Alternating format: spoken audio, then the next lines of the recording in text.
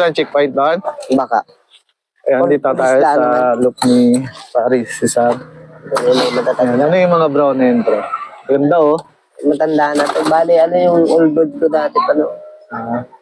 Breeder na lang. Paano to, ano? Nalb. Tapos yung ano? May flash. Kita. Wala po. Ayan pala. Sorry. Ayan, ito yung mga breeder mo. Oo, yung mga... Nakuha daw ng isa dyan, pre. Na-picturean din. Go, si Opal. Ayan. Brown, no? Ang ganda katawan. Patingin doon na ilalim niya. Nag-produce na sa'yo yan? Ang ganda. Lakal na. Sige. Tatanda. Ito yung loop niya. Ito yung landing board. Medyo mababa lang, no? Para mahuli agad. Dito yung flyer mo, pre. Oo. Yan, dito napasok yung ibon niya. Ito yung mga young bird na karami. Ito yung mga young bird niya. Ito yung isang puti. Yan puti. Patingin nga ng mga puti mo. Isa lang. Yan, ito yung mga sikat niyang line na puti ni Bagwis. Hey! Hey! Nakalabas. Yan yung hindi ko pa na-training, USB. Maiksi yung Bagwis. Yan, ito yung puti niya. Yan, gaganda. Grisel, picture eh. Ito yung Bagwis line mo, no? Saan mo pinaris yan? Bali doon sa ano yung bali black yung ano nila. Kapares? Ba? Kaya off-color na off-color, no? Gandang kulay. Paano mo namin pintain pre yung ano? Pakpak niyan. Na hindi mag-dismiss. O bali ano lang, Martes, ligo. Ano ayos. Ligo lang na maayos. Tapos pag-Webes minsan. Yan.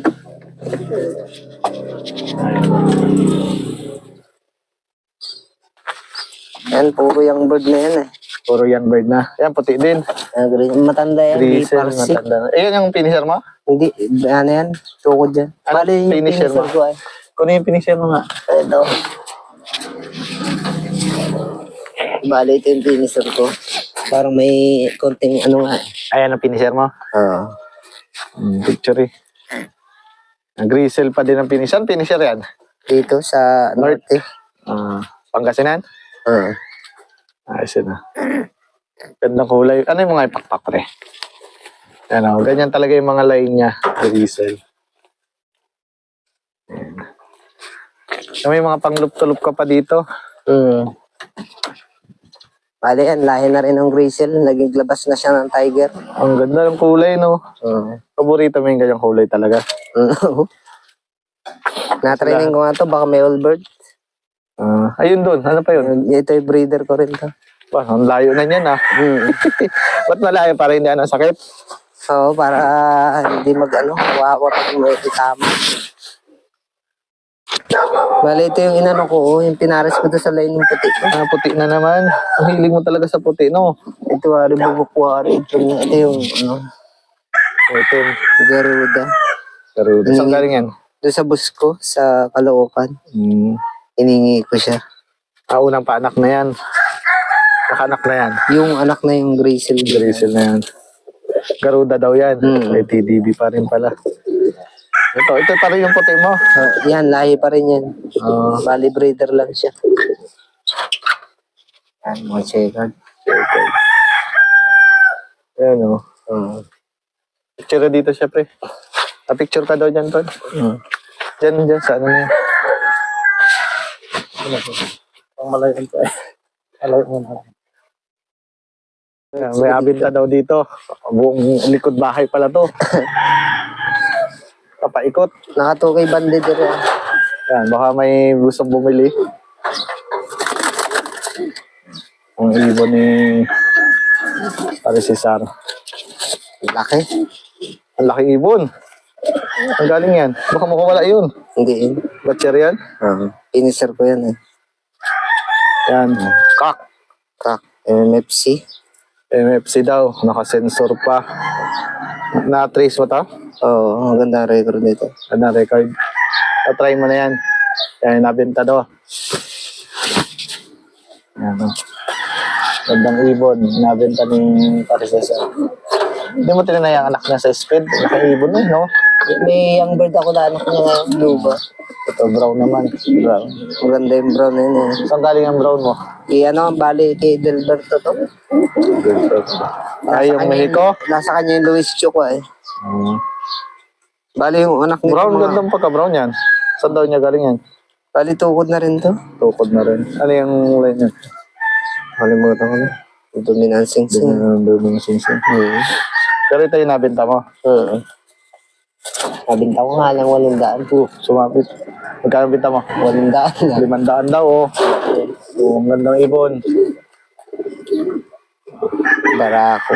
Barako. Alin dito? Manok na tata to. Ayan, good morning. Nandito tayo ngayon kay Paris Cesar Villamarin. Dito. Anong barangay to, sir? Balagbag. Sitio Balagbag. Sitio Balagbag. Maligaya. Maligaya, Gloria. No? Ayan, medyo masilaw, sorry. Ayan, nakapunta na tayo dito na nakaraan kasi siya talaga pre.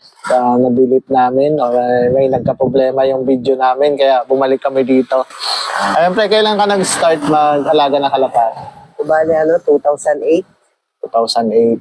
Anong mga club yung kasali ka ngayon? Yung GFU. Tapos PRPC. SSRPC. Tapos yung BRPC ng Bansud. Yan. Ay ngayon, anong mga club na? MSB? MSB, OM. O MFC? So, yun pa lang ulit yan. Pero ano yung race na hindi mo malilimutan? Or parang nakatatak na sa iyo? Yung race na yon or ibon na yon? 2014, sa GFU. Anong nangyayari dun sa ibon? Pa-championin ako na. Bali, 2 days clacking siya. Oo. Dumating. Yung pumasok ako ng Lunes, dapat hindi na pala ako pumasok. Sana 2 days race. Iloilo yun. Iloilo City. Malayo. Bali, na-release yung ibon natin ng mga alas 10. Kaya 2 days race. Hindi, pangilang kanan? Pa-championin sana. Sayang, no? Kung naikla ko sana siya nung kinabukasan ng Lunes. So, champion sana. Kaso, pumasok ako sa trabaho. Hindi mo na nakuha yung championship. Hindi. Naging panlima lang ako. Yan. Yun lang ang nangyari.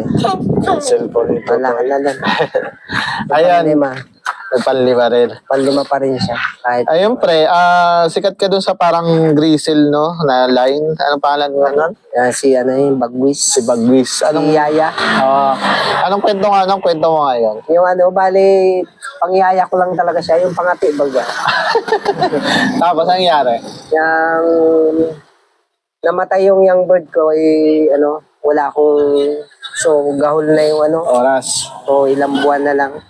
Wala akong masalpakan, sinalpak namin yung young bird ring. namin doon. So bali, 20, baga to? Doon sa Yaya na yan, yung sa itlog ng Yaya. Parang 13.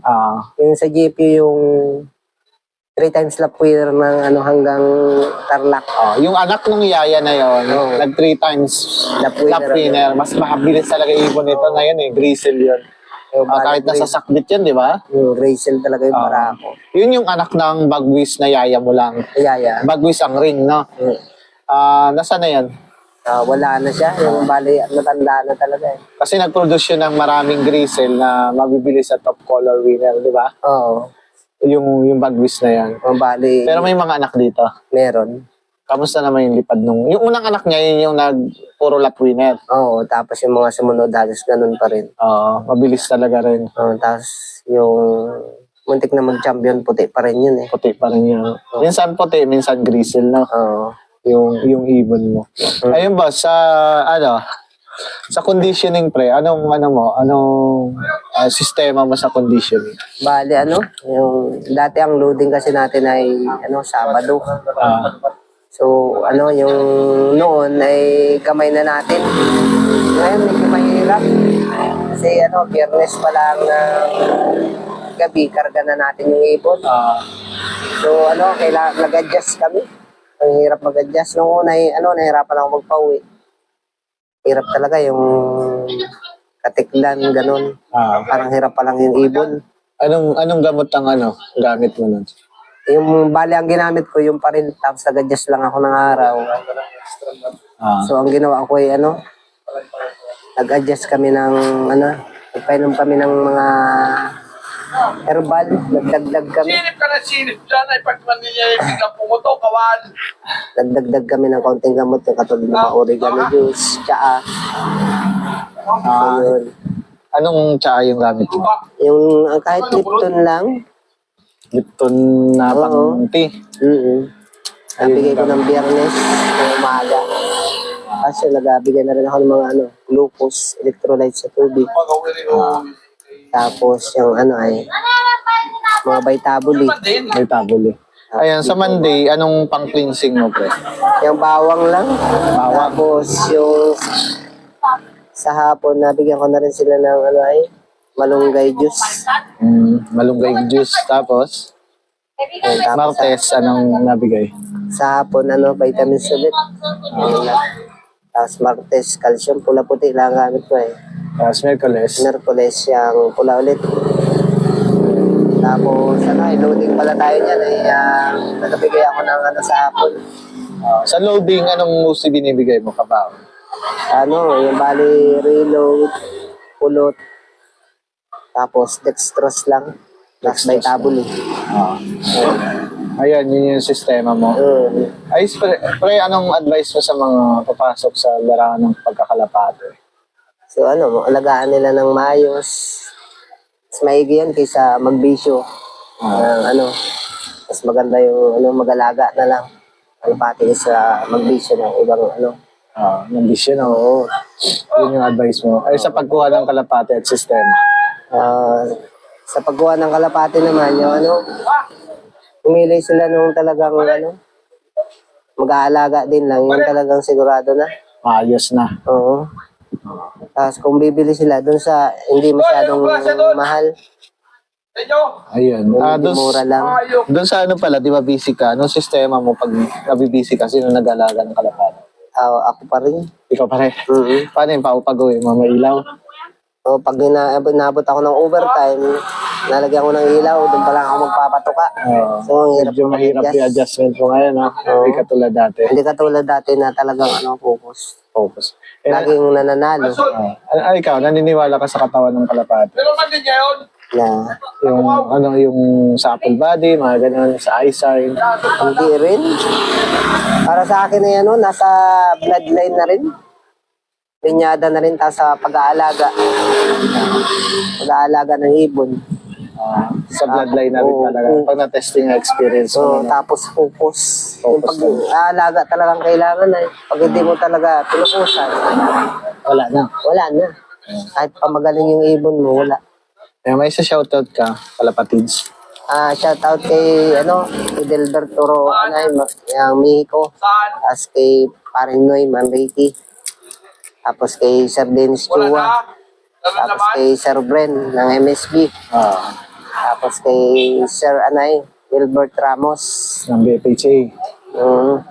Sa lahat ng mga kalapatis natin. Diyan ka naman sakay. Yung lang. Alaga lang.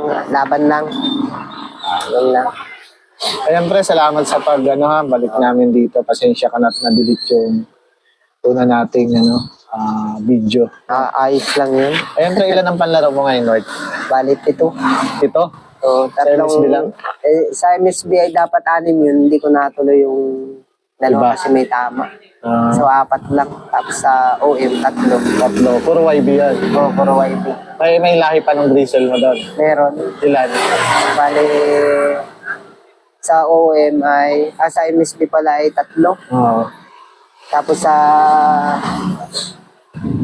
MSB, OM. Apat? Sa OM ay 3, di ba yung isa lang doon? Isa lang? Ang lahi ng puti niya. Isa lang. Bali, apat. Bali, 4. Nabangan natin yung mga puti nito or gristle na line.